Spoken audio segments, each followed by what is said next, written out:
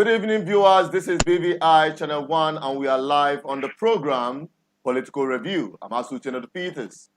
Following the dramatic outcome of what happened in court during the sitting, the Presidential Election Petition Tribunal in Abuja, where INEC resumed their defense for what they conducted during the 2023 presidential election.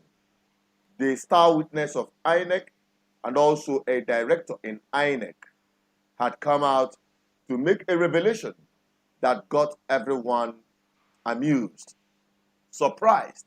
You can use the word shocked.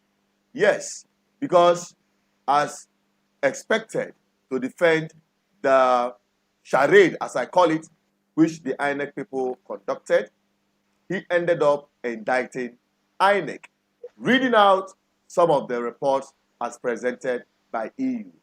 What will follow is the reaction of the presidency by Tinubu to this very outcome and the on-point analysis by the Arise TV personality talking about Rufai Hussaini.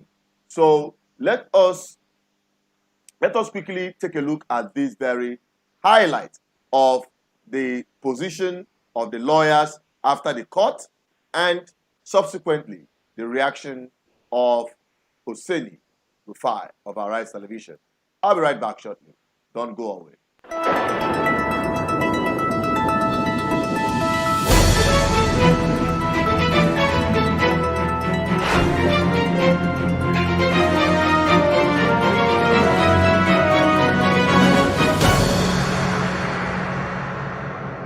Well, we are very happy that today the final report of an international observer group accredited duly by INEC, that is the European Union Observation Mission, their final report was today tendered and admitted in evidence by the court. And you see that the witness who came from INEC, a director from INEC, read out the findings in that report, which clearly stated that that election fell below expectation, and that only 31% of what was reported was mathematically accurate. So we think that this is a very good one. I saw the response of the presidential spokesperson and I laughed. Humor. Pure humor. You rebuff a report, but you don't have empirical analysis to point out the holes in the report. And you didn't rebuff it. You said it was a badly done job. No, the EU report was a well-done job. Kudos to the EU for empirically analyzing what happened in the elections and putting the report out there. A lot of Nigerians want to forget the trauma of the last elections. An election that promised so much but delivered so little. Is it the same elections that people were divided in Lagos? That town criers were coming out to tell people not to come vote? Is that same elections where people were beaten, blue, black, were hurt, and there was rancor everywhere? That our journalists, Okpe, where are you? Okpe was beaten and punched in the face for going to cover an election? Is this same election that somebody is trying to defend? This same election that we saw what happened in Obiakpo, who became a butt of jokes by the international community. This same election that on the 1st of March, Financial Times wrote Nigeria's flawed elections.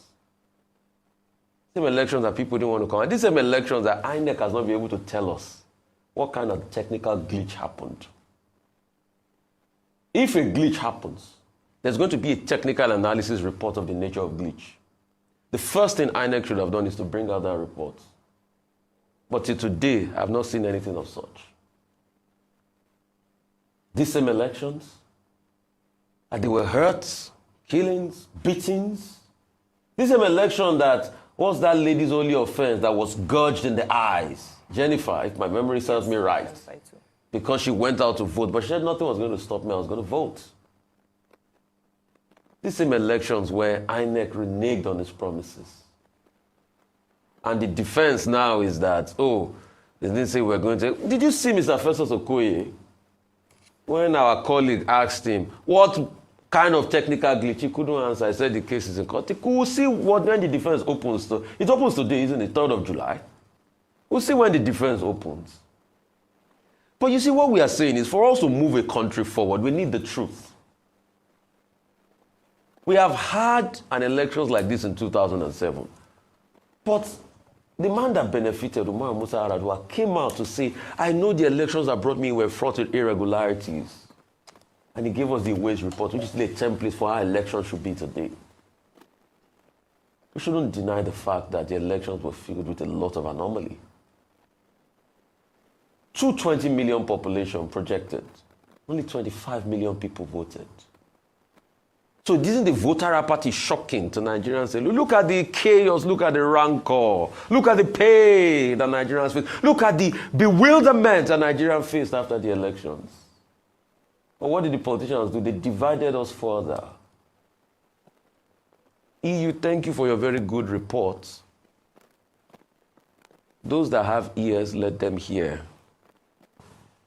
Yes, some say it's a poorly done, bad job. I think they too should release their own report. Let's see. As long as they can't pick out the lies in the EU report, let's tell ourselves the truth in this country. Ayo, if we want this country to grow, we must speak the truth to power every time. And that's what people don't like doing because they benefit from sycophancy. Because these same people that were hurt, all of a sudden, they are going to look for positions the next minute. Atenujeism is killing a lot of people. Atenujeism. They can't tell the truth because of what they want to benefit and going to eat. But I know Nigerian democracy will live tall. We'll come out of this. We'll keep looking at the future. There'll be possibilities that abound. But kudos on the EU for that report. Those that should take feedback should take feedbacks. And if we don't want to take feedbacks, the people are making up their minds and their decisions. And that's why you see that voter apathy is on the increase. People are not even coming out to vote again. Last election cycle, more people came out to vote than now. Dr. Abati, I yield the floor.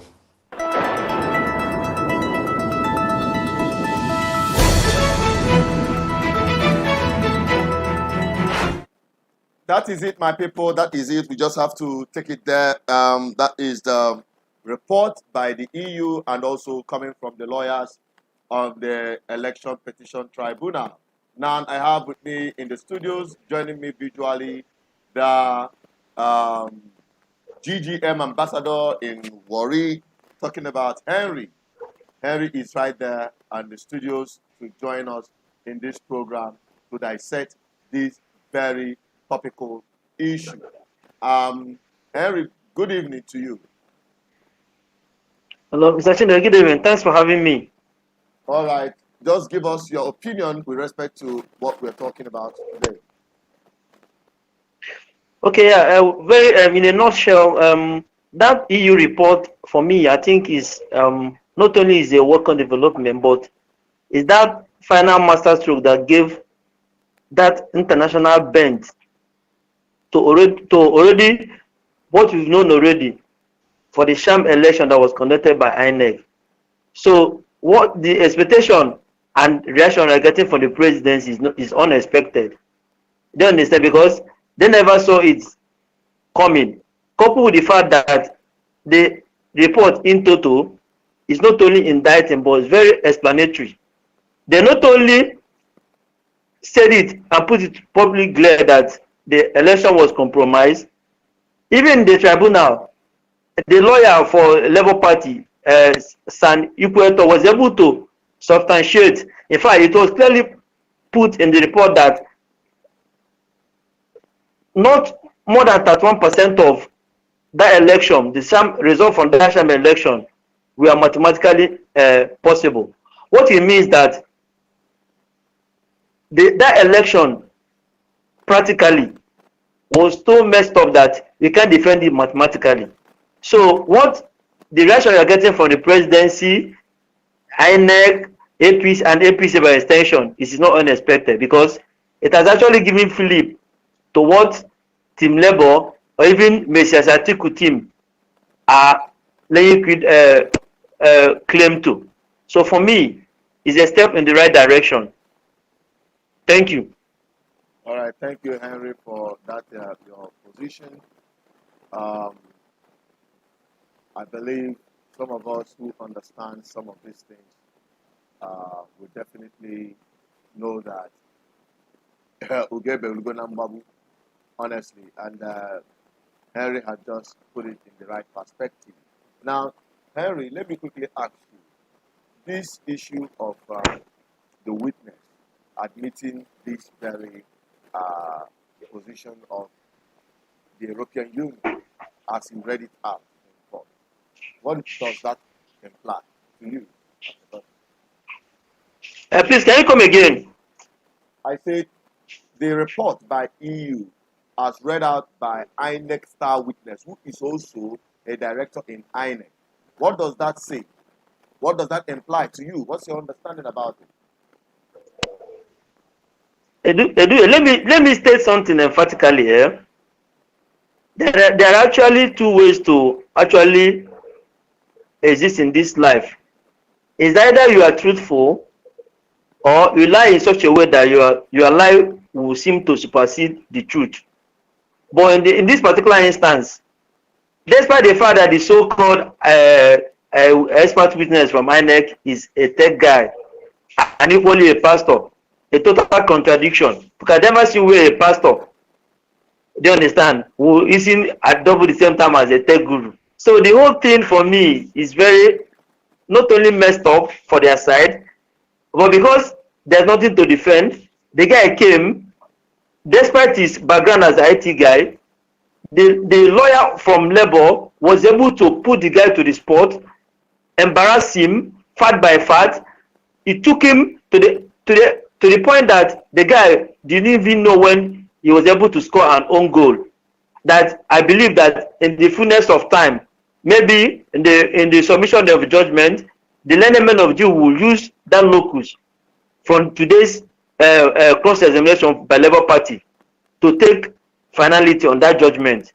So I'm so happy because the guy from Labour Party, senior advocate of Nigeria, Sami Kweto, was able to take that guy through the reading, fact by fact, record by record, even with some level of, should I say, intimidation, to the point that the guy himself was struggling, and at a point he was just at a point he was even able to contradict himself from his earlier position ab initio during the cross examination. So what happened today, believe you me, is a game changer for Labour Party and by extension PDP.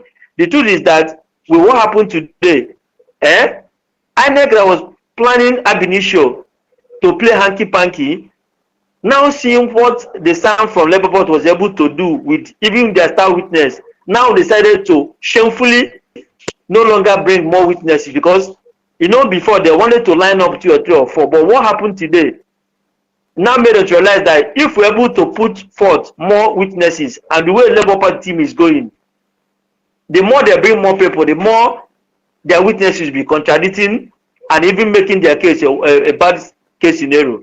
So that's why I think for me today's outing is a good one for Labour, and even the star witness that came for INEC today, I don't think will ever want to put himself in such a situation again. So we thank God for what happened today, and I know the major plank of the judgment that was given on this case will be derived from what happened today, if I'm not mistaken. So thank you.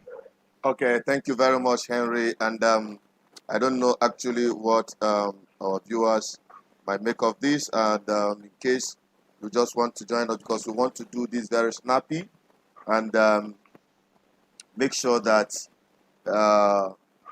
we don't consume much time, because we have very little time on this matter. Let us quickly take some of the comments we have on the comment section from Ohaezu.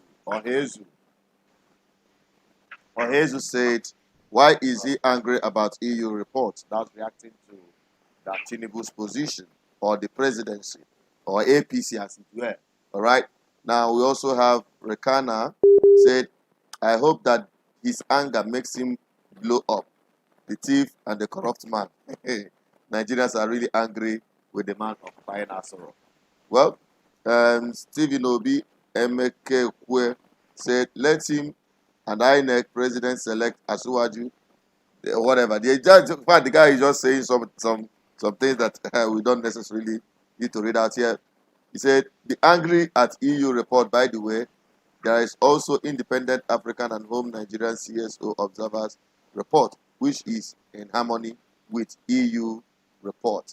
Okay, so the comments that we have here, and also from Joy or Sai, all of them are in agreement that truly this election report by EU is correct, because it reflects what every Nigerian witnessed, including APC, PDP, INEC, police, the electorate, the observers, all witnessed this thing happen. And now today we are seeing INEC admitting these positions. Now, the question now is to you, Henry, do you expect anything positive following what transpired? Will you be shocked to get a different verdict from this court after what we've just seen? Mr. Tinubu, thanks for having me. I've always emphasized on this, and I must let our viewers understand one thing. The best of men are men, at their very best men. So we live in a climate where sometimes white will tend to be a black. But if we are to look at the substance of the matter, with evidences put so far side by side with the election, this case is inescapable for Tinubu. It's very visible to the blind that there was no election. Not only the election was a sham, the evidences and even the pre and post-election scenario has continued to give feel to the fact that this election failed even before it started, and the whole thing was managed basically to favor APC. So for me, the judgment I'm expecting is that the election will be upturned. But if you want to look at the whole thing historically, do you understand? Right, even from the First or Second Republic, from 1979, we all know also what happened with Awolowo. I hope you understand what I'm saying. That judgment, 2.25% and whatever, they have never upturned a presidential election in Nigeria. So I just hope that will be a first time, because there's this favor and faith that Obi carries around him. He always seems to, do you understand, doing things that are unprecedented. I will wish that the learned men of jury will look at the substance and the matter and not trying to play to the gallery. Do you understand? Or try to be politically correct. Do you understand? Because it is very clear, like crystal water, that this election is not only a sham, the votes were suppressed, and it's very obvious that Peter Obi is actually, for me, is the actual winner of this election. And they have actually proved it to some extent. So it's left for the team, this learned men of jury, to give it the seriousness, the correctness, and the precision that it needs, so that hopefully the mandate of the people will be restored, so that the country can once again unite along the mandate they gave to their preferred presidential candidate. That's my take. Thank you. All right, thank you, Henry, for your position. And we'll quickly, coming very close to the end of this program. This program is live, and we would like to normally take calls, but because of want of time, we may not like to necessarily take further calls. And I appreciate Henry for joining us on today's program to highlight his opinion on the matters. Henry, it's a pleasure to have you, and we hope that we're going to have you going forward in respect to all the issues that arose. Now, before I let you go, something came out, just like a side thought. Henry, this man they call FFK, made a tweet. I'm not going to bring it up here because of want of time. He said that reacting to the EU reports that no, not just FFK, the one they call Kiyamo. Kiyamo actually is the one that made the very statement that I want to put out, saying that the submission of INEC of the evidence in court doesn't necessarily mean that that the whole report as admitted as evidence will have a stand. Okay, so I don't know. I think Henry is having glitches. You know, this is a new grammar we learned from INEC. I believe he can come back and react to this. But what we're talking about, the guy was saying that it doesn't necessarily mean that this very report by the EU as admitted as evidence will stand the test of time. But be it as it may, I think we've lost Henry completely. What's your take on this? Those of you who are watching, do you think that the FFK man is really to be taken seriously, or he's just a man looking for the next appointment? We also got the another side talk, just a different matter from Femi Fani Kayode, FFK, saying that the what do you call him, the governor of Abia State, have refused to acknowledge Tinubu as the president by not hanging his portrait on the wall of his office in Abia State. Oh my! What is your take in all of this?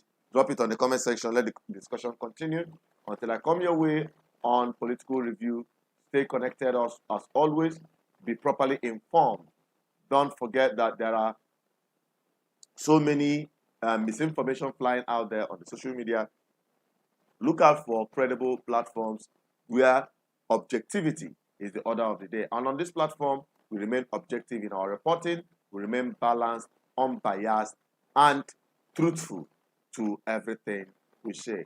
If you've not subscribed on this channel, please do subscribe. You can support our effort because this is just one little platform that had given the ordinary people a voice. We hope that you make your voice be heard as we continue on this live program where we open up the lines and you can call in to make your submission. But because of want of time, we believe moving forward we'll be able to be doing this live program earlier enough so that we'll not be in a haste to wrap up the program, so that we'll be able to take your call. So thank you very much for watching. We acknowledge people who joined in the program, who dropped their comments. Keep it coming. If you have not subscribed, hit on the subscription button. And until I come your way next time, stay glued to all our programs. We have Political Review. We have Matters Arising, which will be coming up tomorrow, which is Wednesday. We also have Political Review coming back again on Thursday. Then on Friday, Biafra Discourse. Then ultimately, we'll be dropping our uploaded videos as I continue to advocate for good governance on this platform and bringing you up to speed with whatever thing that is happening in Nigeria, particularly in Southeast, specifically Anambra State, where we say charity begins at home.